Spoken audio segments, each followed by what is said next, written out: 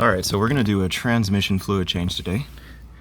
First thing you want to do is jack up the car from the rear here. I've got a plank of wood here. It's pretty thick and durable, so put that up under in between the two cam bolts here. You don't want to put pressure on those, so make sure you measure that before you get your piece of wood to put on there. This makes it go up more evenly. Used to use this on this trick on C5s, C6s. Alright, start cranking.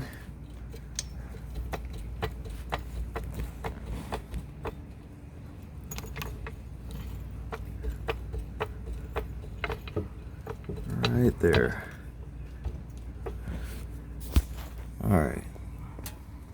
See that? Right about there. And that should be supportive on there. And we're going to crank it up and then put some jack stands on the sides. Alright, it's up on jacks now. I left the actual hydraulic jack still under there, just as a third piece of support, just in case. But it's really the main jacks that are going to keep it up. So now we're going to crawl up under here and get to that transmission and start draining. Okay, so we're under the car right now. This is towards the front of the vehicle, and this is on the side. This would be the right side facing the front of the vehicle of the transmission. And right here, this is the drain plug. You'll pop this off with a 3/8 socket. And then on the other side here, this is the fill plug. You'll pop this off also with a 3/8 socket.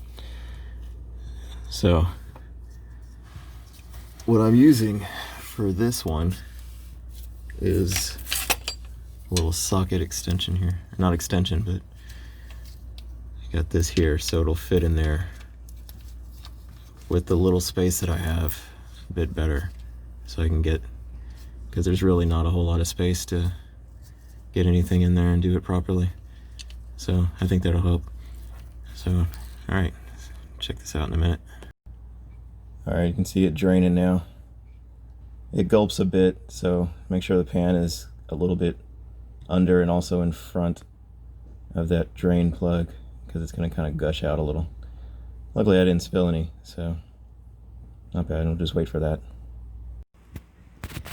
Okay, so I've got this multi-purpose transfer pump, and we're going to try this. I've never tried it before. I usually use the smaller pumps that I use with the differential fluid, but we're going to try this with the transmission fluid because there's a lot I'm going to have to pump in there. So I'm just going to put this one line into the bottle, and then the other line into the transmission, and we'll see how that goes. Okay, so underneath the car, got the hose in there, and then we're going to start pumping. Put the other side into the bottle. So how you know that it's full, you actually keep pumping until you see some drip out the side. So it'll just start dripping out right there. So as soon as it starts dripping out, that means it's full. You can go ahead and put the thing back on there and tighten it up. So I'll put a link in the description for the pump that I got. I bought this off Amazon a long time ago, and I was actually going to use it to siphon out gasoline out of the tank of the last Corvette that I had. But I ended up not actually doing that. So I ended up getting rid of the car before I even did that. So I decided to try it on the transmission fluid, and it works really, really well. It took like 3 minutes to actually fill up the transmission using this pump, as opposed to those little cheap pumps that I've gotten at AutoZone and O'Reilly's and whatnot. Those take forever to do it, and a lot of times the seals aren't tight and it's losing air and suction and stuff. So this is a really good pump. I definitely recommend that. But I'll put a link in there. See if I can find it on Amazon and put a link in there for it. All right. So the transmission fluid is now changed. Took it for a test drive. Everything works well. Shifts a little bit smoother, but it really wasn't horrible anyway. I usually change the fluids pretty quickly. It was done pretty recently. So one thing I forgot to mention is the actual fluid that I used.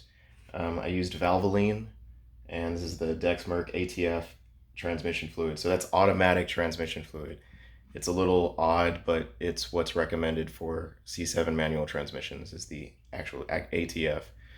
Some of the forum members use synthetic, which used to have an issue with some of the older Corvettes like C5, I believe, and there were paper components in the transmission which the synthetic fluid would eat away over time.